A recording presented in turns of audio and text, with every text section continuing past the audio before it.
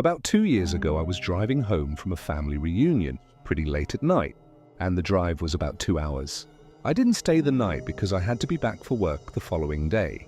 Most of the drive was on roads with dense bushes and trees on either side, the real creepy ones you see a lot in movies.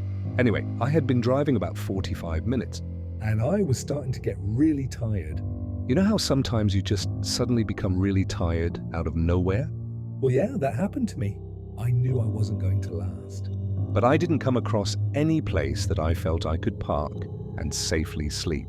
Anyway, after it became clear to me that I wasn't going to find a place to pull up, and my tiredness wasn't going away, I did something very questionable. I pulled over to the side of the road onto the grass, behind some bushes, to try and hide my car from anybody else who was going to come past.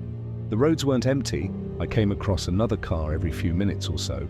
I made a mental note that the time was 11:22 and then fell asleep. Sometime later, I was awoken by a scratching sound. I looked at the clock. 11:50, the sound stopped after a few seconds. And because I was still extremely tired, I didn't bother looking around and simply went back to sleep. I was later awoken by the same sound, and it was now 12:40. This time it really freaked me out because the sound didn't stop. The thought ran across my mind that it was just an animal inspecting the car. But why would it return almost an hour after it had left the previous time? I looked in my rearview mirror and just managed to catch a glimpse of something running away into the forest. Now at the time I thought it was the damn hook killer. You know, the one that scratched that couple's car and then slaughtered the guy when he got out to investigate? Fuck that, I thought to myself, so I got the hell out of there.